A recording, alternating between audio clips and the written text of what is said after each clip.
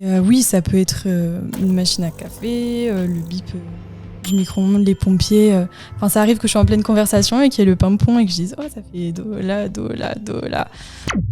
Salut, bienvenue dans ce nouvel interview à la table. Dans cet épisode, je reçois Pauline, et Pauline, elle a l'oreille absolue. Si vous ne savez pas ce que c'est, on va le découvrir ensemble. Petite précision quand même, Pauline ne se pose pas en tant que représentante de toutes les personnes qui ont l'oreille absolue. Elle va parler de sa relation à son oreille à elle. Qu'est-ce que ça veut dire dans le quotidien? Est-ce que c'est un avantage ou un inconvénient? Découvrons tout ça. Après Mozart, Beethoven, Jimi Hendrix, Pauline. Parce que on dit d'eux qu'ils avaient l'oreille absolue. Alors, on va parler avec toi de l'oreille absolue. Juste avant de commencer, que tu nous expliques et qu'on parle de tout ça en détail, j'ai envie de faire un petit test. J'ai un piano sur le téléphone. J'appuie sur une note. Ça, c'est un mi. Non, c'était une blanche. Non, mais c'est ça, c'est un mi. Je rigole en disant que c'était une blanche, mais c'était bien un mi. Ça, rien que ça, moi, ça m'impressionne, évidemment, parce que j'ai l'impression que c'est naturel de savoir reconnaître les lettres qui sont écrites pour faire des mots dans notre tête. Ça me paraît beaucoup moins évident de transcrire en fait un son en quelque chose d'étiquetable et de reconnaissable et de différenciable, alors que tu n'as même pas entendu un son, je sais pas, j'ai ce fameux truc de... On donne le la, tu vois, avant, mais tu vas nous parler de tout ça. Qu'est-ce que c'est pour toi l'oreille absolue? Qu'est-ce que ça veut dire? Alors, l'oreille absolue, c'est le fait de pouvoir reconnaître et identifier une note de musique sans avoir justement de référence extérieure, donc sans avoir besoin qu'on nous donne une première note. Ok, donc ça c'est autre chose, Oui, ça porte un nom? c'est l'oreille relative. Ok, donc il y aurait l'oreille relative, c'est-à-dire on donne une note de référence, on dit c'est celle-ci et c'est ce son-là, et toi après, enfin toi, le commun des mortels doit après se servir de cette base pour savoir si c'est plus ou moins haut et reconnaître la note. C'est ça, exactement. En fait, les oreilles relatives se basent plus sur les intervalles entre les notes, donc les écarts entre deux notes.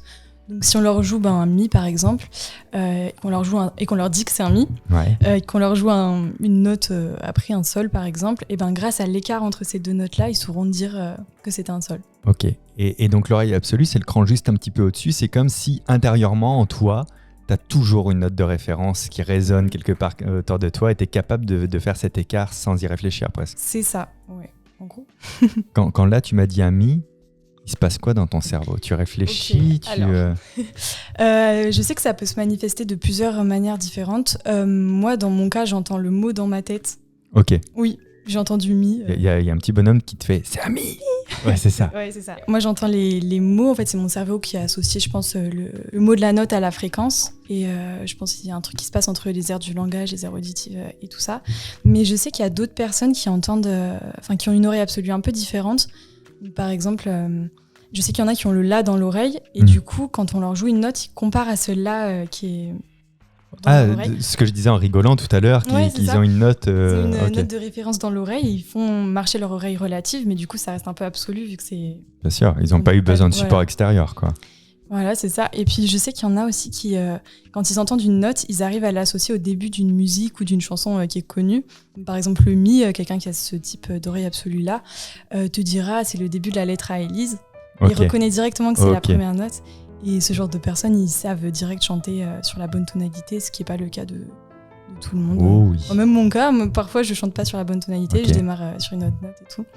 Donc voilà, il y a plein de manières d'avoir l'oreille absolue. La manière que tu décris de comment ça se passe dans ta tête, ça me rappelle un petit peu notre perception des couleurs. Ouais. C'est-à-dire que moi, quand je vois du vert, je sais que c'est du vert. Je ne saurais pas te décrire pourquoi je sais que c'est du vert. C'est ça. Je n'ai pas besoin d'une autre couleur, donc peut-être il y a un truc qui se passe un petit peu pareil dans le cerveau, c'est possible.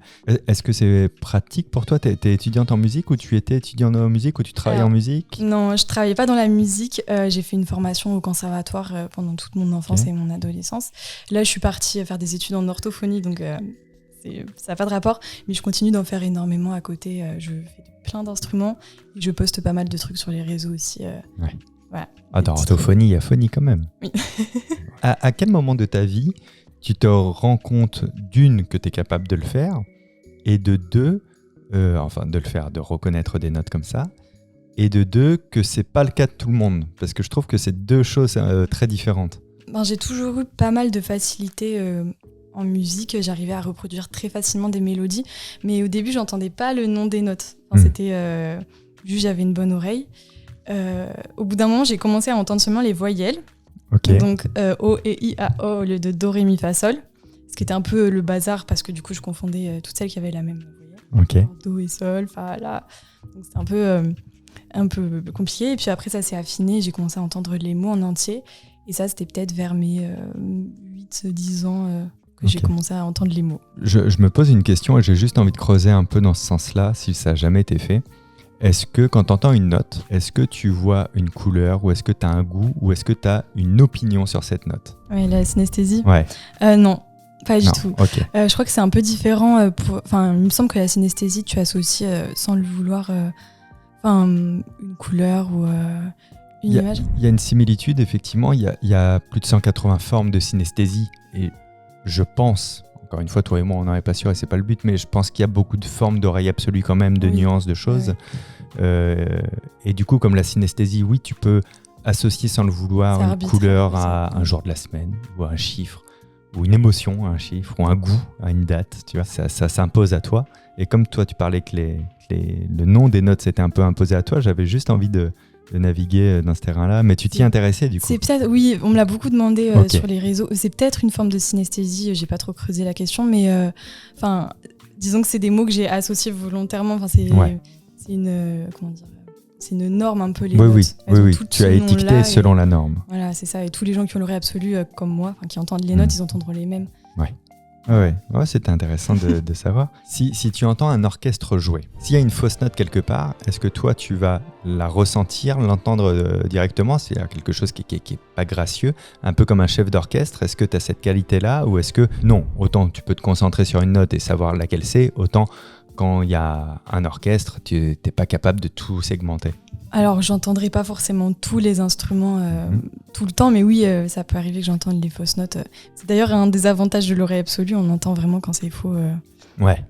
C'est un peu le cadeau empoisonné. Quand tu écoutes de la musique, tu arrives à te laisser transporter ou tu l'analyses ? Oui, je l'analyse involontairement, j'entends les mots dans ma tête. Moi, ça me dérange pas, mais je sais qu'il y a beaucoup d'oreilles absolues qui n'arrivent pas du coup à apprécier la musique parce qu'ils entendent une voix dans leur tête. Est-ce que par exemple, tu es déjà allé voir un concert avec des amis, on te dit le groupe est sympa, et toi en entendant, tu entends que c'est vraiment très basique techniquement, et du coup, tu n'arrives pas à te mettre dans l'ambiance. Oui, ça peut arriver, mais je pense qu'il n'y a pas besoin d'avoir l'oreille absolue pour ça. C'est juste ça, c'est plutôt par rapport à la sensibilité musicale ou connaissance. C'est quoi ton style musical préféré ? Un peu tout. J'écoute un tout petit peu de classique, mais pas mal de pop, de chansons actuelles, de électro, tout ça. Tu sais que tu veux me casser une idée reçue. Pour moi, j'étais là, doit être à fond de la musique classique. Et tout le monde pense ça. Je sais pas pourquoi. Ça, c'est rigolo. Hein. J'ai une formation classique. J'ai appris en classique, mais j'écoute pas que ça du tout. C'est pas si mal. Qu'est-ce qu'ils ont dit tes parents quand ils sont aperçus que tu savais faire ça ? Ils sont impressionnés, ils sont fiers. Ouais. Mais ils sont pas étonnés. Parce que ta mère, elle a dit mais c'est bizarre. C'est moi qui l'ai faite. Il n'y avait pas ça au programme à la base. Non. Dans ta famille, c'est très musical ? Très musical. Alors, mes parents ont fait un peu de musique quand ils étaient jeunes. Mais mes frères et sœurs, on a été au conservatoire tous les trois. On a été mis dans la musique dès nos 5-6 ans tous les trois. Et on a tous l'oreille absolue à différents niveaux. Ah oui, ok. Ah, il y a peut-être une part de génétique dedans. Ouais. Et tes parents, pas du tout ? Non, mes parents, non. Et peut-être ils n'ont pas été... Peut-être qu'ils n'ont pas été sensibilisés à la musique aussi jeunes que vous l'avez été aussi. Oui, c'est ça. Dans les études, justement, ils parlent de ça, d'une prédisposition génétique qui pourrait exister par rapport à l'oreille absolue. Mais il y aurait aussi le fait de commencer la musique très très tôt qui aiderait beaucoup à la développer. En fait, plus tu commences tôt, plus tu as de chances de la développer, si tu as le gène de l'oreille absolue. Oui, en plus, comme ton cerveau il se fait encoder à ce moment-là, les branchements se font différemment, c'est vraiment le moment. Oui, ça paraît logique. D'ailleurs, les neurosciences ont montré que quand on écoute de la musique aussi, on active la zone du langage dans notre cerveau. Donc, il y a fort à parier que ce soit pas incohérent que toi t'entendes le nom de la note, si ça s'est marié comme ça, en fait. Ouais, c'est ça. Et puis, depuis toute petite... Je fais vraiment cette association parce que dans les cours de solfège, on nous demande de chanter des mélodies en disant le nom des notes. Quand on joue de notre instrument, on doit se dire les notes dans la tête. Et à raison de 1 heure par jour pendant plusieurs années, au bout d'un moment, ça fait beaucoup de... Ouais, si t'es prédisposé à ça, oui. C'est ça, l'association, elle se fait... Parce que pour le coup, dans le cerveau, le son, il a 2 impacts. Il y a le traitement du son en lui-même et la qualification du son. qui a encore autre chose. Et toi, tu sais qualifier le son que tu entends, donc c'est-à-dire que via tes prédispositions et ce qu'on te faisait faire au conservatoire, on t'a développé ces deux parties-là à l'extrême. Très cool. T'aimais bien le conservatoire et le solfège, tout ça ? Ah, solfège, non, personne n'aime ça. Non. C'est ce qui me semble aussi. Non, mais par contre, les cours de flûte, c'était incroyable. J'avais un super prof qui justement mettait beaucoup plus l'accent sur la musicalité que sur la technique. Et ça, c'est important. Et puis sinon, l'orchestre, tout ça, c'est chouette. C'est un truc au conservatoire avec les personnes avec qui t'étais que tu mettais en avant, que tu cachais, ou c'était ok, Pauline, elle, de toute manière, elle reconnaît les notes. Ben, je sais pas pourquoi, c'était un peu tabou au conservatoire, Ok. lauréat absolu, c'est un truc qu'on disait pas trop quand on l'avait. Mon prof l'a appris au bout de 10 ans de cours, Ok. parce qu'il me l'a demandé. Ah ouais. Je dis oui. Ah oui, il avait un doute et puis Peut-être, il a je voulu sais le pas. clarifier. Mais après, les gens ont globalement une très bonne oreille au conservatoire, pas forcément absolue, mais après, il y a pas mal d'oreilles absolues au conservatoire quand même. Est-ce qu'on peut travailler son oreille absolue ? Peut-être pas, son oreille relative, oui, j'imagine. Je sais pas si on peut obtenir en partant de rien l'oreille absolue en la travaillant. Enfin, les études sont pas très claires sur ça, Mhm. mais je sais qu'on peut l'améliorer. Enfin, comme je te disais, moi au début, j'entendais que les voyelles. À force de faire de la musique beaucoup, j'ai commencé à entendre les mots en entier. Puis maintenant, j'arrive à identifier des accords, entendre plusieurs notes en même Donc temps. on joue un accord de 3 notes par exemple, Oui. et toi tu sais dire les 3 notes Voilà, c'est qui ça, et composent du coup l'accord. dire que c'est un accord de sol majeur. Ok. Donc je pense que ça peut se travailler. Et sinon, oui, l'oreille relative, elle se travaille et tu peux arriver à un résultat très proche de l'oreille absolue. Ok. Après, c'est Einstein qui disait un don non travaillé, ça s'appelle une mauvaise manie. Donc, tu peux avoir peut-être l'oreille absolue et juste faire le basique ou décider évidemment C'est ça. d'aller plus loin. Oui, c'est ça nous. En fait, il y a aussi un énorme cliché par rapport à l'oreille absolue qui laisse penser qu'on est des génies ou qu'on est des Que c'est surdoués de la musique. pré-encodé. C'est ça, et qu'on est surdoué en musique et tout, alors que pas du tout. Enfin, vraiment, si tu travailles pas ton instrument, l'oreille absolue, ça sert pas à grand chose. Ouais, t'as déjà vécu ça, par exemple, tu fais un nouveau morceau sur l'instrument, et quelqu'un qui te dit, pour quelqu'un qui a l'oreille absolue, pas terrible. Hein. Alors, oui, je joue de plusieurs instruments et récemment j'ai commencé l'alto. Enfin, je sais pas si tu vois, c'est un grand violon. Je suis hyper nulle, vraiment hyper nulle. Et là, l'oreille absolue, elle me sert à trouver les notes, à jouer à l'oreille, etc. Ce qui est pas mal et assez utile. Mais ça me donne pas du tout les connaissances sur la technique de l'instrument, ça remplace pas le travail du tout. Oui, la mémoire procédurale, celle du geste. C'est ça. Mais t'as ressenti une pression, une attente Oui. vis-à-vis des instruments sous prétexte que t'avais l'oreille absolue ? Oui, quand même. Bon, on s'attend à ce qu'on soit hyper doué dans tous les instruments, mais on me dit que si je joue autant d'instruments, c'est justement grâce à l'oreille absolue. C'est décevant parce que ça minimise tes efforts en fait. En réalité. C'est ça. Ouais, vraiment. C'est-à-dire que si tu rates, on est déçu, et si tu réussis, au lieu de te féliciter, on dit c'est normal. C'est Elle ça. a l'oreille absolue. Ça sacralise un peu l'oreille absolue aussi, alors que c'est pas un truc. Enfin, c'est pratique, c'est hyper bien quand t'es musicien, mais c'est pas un truc de. On peut avoir l'oreille absolue et ne pas être virtuose, et inversement, exactement. quoi. Je comprends. Est-ce que, in fine, t'as l'impression d'avoir un super pouvoir ? Genre, j'entends un truc et les gens n'entendent pas. En vrai, oui, un peu. C'est génial. Ouais. Non, moi j'adore entendre le nom des notes, je trouve ça trop marrant. Je sais qu'il y en a, ça les dérange un peu, mais moi j'aime bien. Ok, ça c'est trop drôle. Bon, évidemment, on va pas te dire un enfant au 7e étage d'un immeuble en feu. Non, vite, Pauline, c'est pas reconnais si c'est un sol ou un la à son cri. Non, effectivement, c'est pas très utile dans la vie de tous les jours, mais en musique, c'est pas mal. Pour faire des arrangements, jouer à l'oreille. Ouais. Est-ce que c'est quand même relié au sens du beau ? C'est-à-dire, est-ce que toi, dans ta tête, t'es capable de composer un peu une mélodie et d'en prendre note ? Je compose ma question en te parlant, mais je pense que la réponse est oui, du coup, que t'arrives à fredonner un air et te dire ça c'est pas mal, celle-là, si, là, machin. Tu t'amuses à faire ça ? Moi, je compose pas trop, mais je fais des arrangements pas mal. Je prends une musique actuelle et je pose dessus ma flûte, mon alto, mes guitares. Et donc là, pour ça, c'est hyper utile. Parce que ça te donne quand même une certaine intuition au niveau de la musique.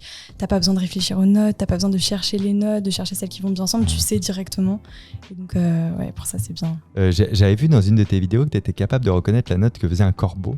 Est-ce qu'il y a d'autres éléments que tu entends comme ça de façon musicale ? Je sais pas, un klaxon, une machine à café Oui, ça peut être vraiment tout et n'importe quoi. Pas quelque chose qui fait juste un bruit, genre ça fait pas de notes. Faut qu'on puisse la chanter. Qu'elle puisse résonner en quelque sorte. Il faut qu'il y ait une fréquence. Mais oui, ça peut être une machine à café, le bip du micro-ondes, les pompiers. Enfin, ça arrive que je suis en pleine conversation et qu'il y ait le pimpon et que je dise « Oh, ça fait do, la, do, la, do, la ». C'est drôle. Donc, mais c'est assez aléatoire. Enfin, parfois, j'entends pas trop le nom de la note. Je peux entendre entre 2 notes. Parce que les objets peuvent être faux, entre guillemets. C'est vrai, trop ouais. Bon. Ta tasse à café, qu'est-ce qu'elle est fausse. Non, c'est ça. Parce que moi, mon oreille, elle est accordée sur le La 440. Donc, c'est le La de référence en musique de notre époque. Mais tu peux avoir quand même des fréquences entre toutes ces notes-là. Donc il peut y avoir une note entre le La et le La bémol. Ça peut être entre 2 notes, donc là j'entends moins clairement. Et quand c'est pile la bonne note, j'entends le mot.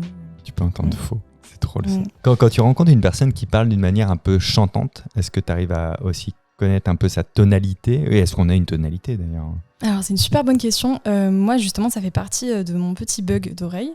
Quand il y a des paroles, j'entends plus les notes. Du tout. Ok, ça nettoie la musique. Ouais. Je pense que c'est lié du coup aux aires du langage. Enfin, mon cerveau se focalise que sur les paroles. Donc j'ai une petite pause quand j'écoute des musiques avec des paroles. Je n'entends pas du tout les notes. Je suis obligée de me concentrer très très fort sur la mélodie, de comparer à des notes de l'instru et tout. Donc non, j'entends pas les notes. Même si ça chante dans une langue que tu comprends pas. Ok. Oui. Ouais, donc c'est bien le langage qui essaye d'interpréter et d'étiqueter. C'est ça. Les mots prennent le dessus complètement. Mais si quelqu'un a un accent un petit peu fort, un petit peu chantant, est-ce que tu vas entendre des notes dans sa conversation ? Non, ça garde le même processus. Le mot va prendre toujours le dessus. Ça m'aurait fait rire que tu me dises je connais un mec qui s'appelle Jean-Jacques, qui parle en sol. Là, on parle de tout ce qui est un petit peu amusant par rapport à ça. On a parlé, encore une fois, tu te présentes pas comme la grande représentante de l'oreille absolue, mais on parle de ton expérience et de ce qui se passe dans ta tête, c'est très intéressant. Mais est-ce qu'il y a des inconvénients à ça ? Est-ce que j'en ai pas listé parce que je n'ai pas vécu ce que tu as vécu, mais je me dis, est-ce qu'on peut avoir des inconvénients de vie par rapport au fait d'entendre les notes et d'avoir l'oreille absolue ? Oui. Du coup, comme je te disais, il y a des gens qui supportent pas du tout d'entendre les notes, qui arrivent pas à apprécier la musique du tout. Moi c'est pas mon cas. Par contre du coup j'entends quand c'est faux. Mon oreille peut me faire mal quand justement l'orchestre est pas accordé en 440, ça peut arriver. Par exemple il peut être en 415 Hz pour des musiques baroques, donc moi j'entends entre 2 notes, donc c'est très très inconfortable. Après quand un instrument joue faux, c'est ça. Et je pense aussi à une autre chose, moi je vais bientôt commencer le saxophone, mon nouvel objectif. Et en fait c'est un instrument transpositeur, c'est-à-dire que quand il joue un mi, le mi du saxophone, c'est un sol pour moi. C'est-à-dire que c'est un instrument qui est pas sur la même base de notes. Enfin, je saurais pas trop expliquer. Mais du coup, je sais pas trop comment je vais apprendre. Parce que si j'apprends avec les doigtés du mi et qu'il y a un sol qui sort, trop bizarre. Ça va être trop bizarre. Donc je sais pas trop si je vais apprendre à l'oreille, j'ai pas trop de stratégie pour ça. Donc pour les instruments de transpositeurs, c'est un peu compliqué. Toi, ça va faire comme si tu mangeais un bout de chocolat et t'avais le goût du chou-fleur, quoi. Mais j'ai pris du chocolat, pourtant je comprends pas. Je comprends pas, exactement. Ouais. Transpositeur, je connaissais pas du tout ce principe de je fais une note, mais c'est une note qui sort, mais on considère que... Et d'ailleurs, la note qui sort, elle est considérée par le commun des mortels comme étant la note que t'as jouée ou la note qui est sortie. Si tu fais un sol, et que toi tu me dis que c'est un mi qui sort, dans la partition, on considère que c'est un sol. Voilà, c'est ça. Ok. Mais après, on sait que c'est un instrument transpositeur, enfin... La partition est un peu différente, les altérations sont différentes au départ. C'est un code différent. Et... Très étrange. Ouais, c'est de la sorcellerie un petit peu. Mais je crois qu'il y a des gens justement qui ont l'oreille absolue, mais en décalé, enfin pas avec la même référence que moi. Donc un saxophoniste peut avoir l'oreille absolue basée sur les notes du saxophone. Et on n'entendra pas la même chose. Donc s'il joue un sol sur son saxo, pour lui, ce sera bien un sol qui sortira. Il l'aura étiqueté comme ça en tout cas. Ok, hyper intéressant. Il y a des jours où tu aimerais ne pas avoir l'oreille absolue d'ailleurs. J'aimerais bien voir juste ce que ça fait de pas... Juste de le mettre sur off pour expérimenter juste pour voir, mais sinon, moi, ça me dérange pas du tout. J'adore. J'ai l'impression de beaucoup mieux comprendre la musique, de pouvoir...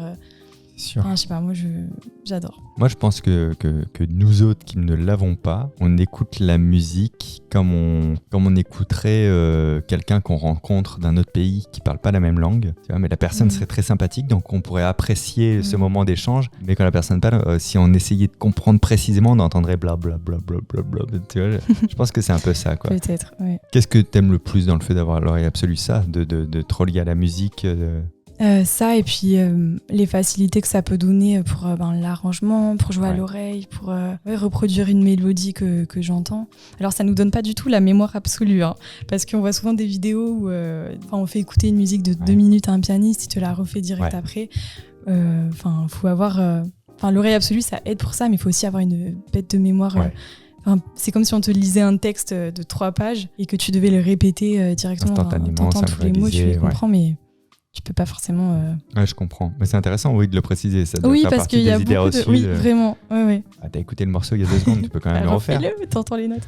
Ouais, non. Faut que j'apprenne à le faire quand même et que je le retienne surtout. C'est ça, faut retenir. Quand tu écoutes par contre un morceau où il n'y a pas de parole, tu vas le décortiquer malgré toi ou juste tu vas entendre les notes et puis c'est tout, ou tout de suite tu rentres un peu dans l'analyse du morceau, non? Je rentre pas dans l'analyse, juste les notes viennent à mes oreilles comme ça.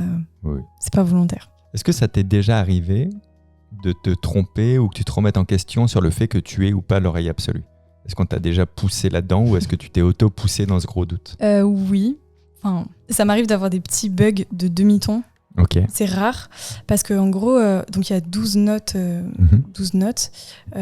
Si tu vois le piano, donc tu as toutes les touches blanches et puis tu as aussi les touches noires. Ouais. Et en fait, les touches noires, c'est... donc les touches blanches, c'est Do, Ré, Mi, Fa, Sol, La, Si.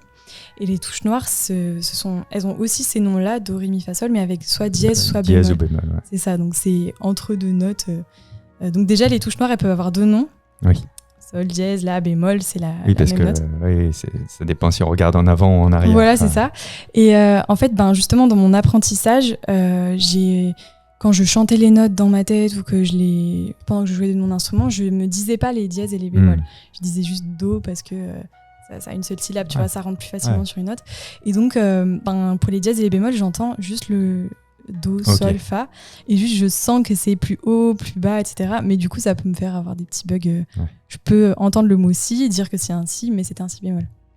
Et du coup, tu as déjà douté d'avoir l'oreille absolue? Pas d'avoir l'oreille absolue, mais c'est jamais très agréable de bugger, mais bon, ça arrive. Ça devient un défi personnel après? Parce qu'il y a un truc comme si ça fait tellement partie de toi qu'il y a un petit truc un peu humiliant si tu te trompes et que ça t'agace ou ça? Non, en vrai, je sais que ça arrive. Ok. C'est pas grave. Non. Et t'as déjà lu la déception dans les yeux d'une personne de Ah non, mais les gens, j'ai claqué des doigts, là, pas trouvé la note. Non, les gens, ils sont contents quand je trouve pas. Ok. Ouais. Ok, c'est un peu comme le magicien qui rate son tour de magie. On sait qu'il est très bon, mais ça fait plaisir. C'est un peu satisfaisant. Ouais. C'est bien en vrai aussi de voir ça parce que le terme absolu, je trouve, c'est très.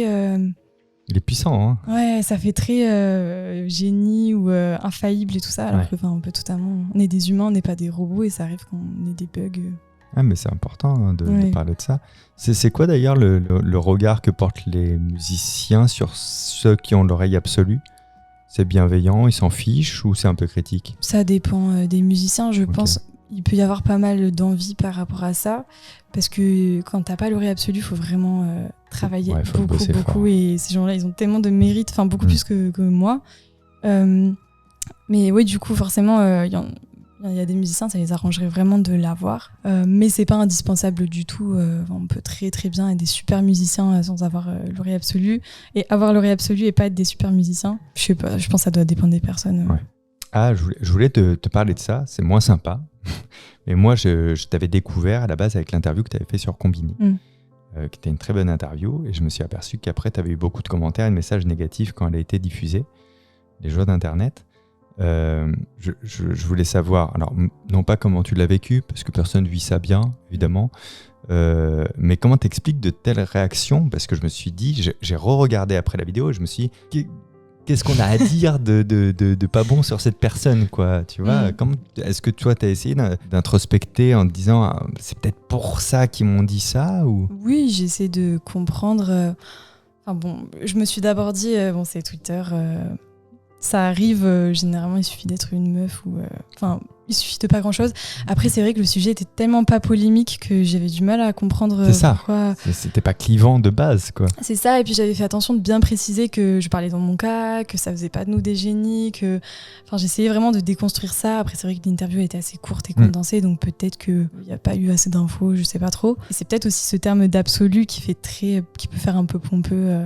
Enfin, voilà, et puis on m'a beaucoup dit aussi que si je l'avais, c'était parce que papa-maman m'avait inscrit à la musique à 4 ans et que du coup, en gros, tous les gens qui étaient exposés à la musique pouvaient la développer et que juste j'avais de la chance d'y avoir eu accès, ce qui est vrai en soi, mais ça suffit pas vraiment, quoi. Non, et puis Oui. ça, c'est un peu hors sujet en vrai, Oui, c'est un voilà, petit peu hors ouais. débat, quoi. Et ça va? Tu l'as digéré depuis? Oui, là, ça va. Ok. Non, c'était pas facile sur le coup parce que une vague de haine, c'est jamais très agréable. Oh, on était proche du harcèlement, là. Ouais, un peu. Mais bon, c'est une vague, ça passe, quoi. Donc, Oui, après, la meute se jette ailleurs, sur quelqu'un d'autre. sur un autre sujet. Malheureusement, c'est comme ça. Mais j'en suis bien désolé que tu aies vécu ça. Merci. Et c'est important aussi parce que c'est cool qu'il y ait des personnes comme toi qui témoignent de tous les sujets. Tu vois ce que je veux dire? Là, on parle pas d'une maladie, on parle pas d'un trouble, on parle d'une particularité qui est un peu méconnue. On a la chance d'avoir quelqu'un qui ouvre un peu les portes de son cerveau pour dire voilà ce qui se passe dans ma tête. Et c'est cool d'avoir ces témoignages. Donc merci. Encore désolé que Merci. tu aies vécu ça. Est-ce qu'il y a des choses dont je t'aurais pas parlé, dont tu aurais aimé parler? Parce que tu sais, je prépare une interview sur un sujet que je connais pas, que je ne vis pas. Oui. Et peut-être il y a des endroits, des bouts de chemin sur lesquels je suis pas allé ou où tu aurais aimé m'emmener. Je pense qu'on a à peu près tout dit. On a fait le tour. J'avais fait la préparation absolue. Merci beaucoup, Pauline. Merci Fabien.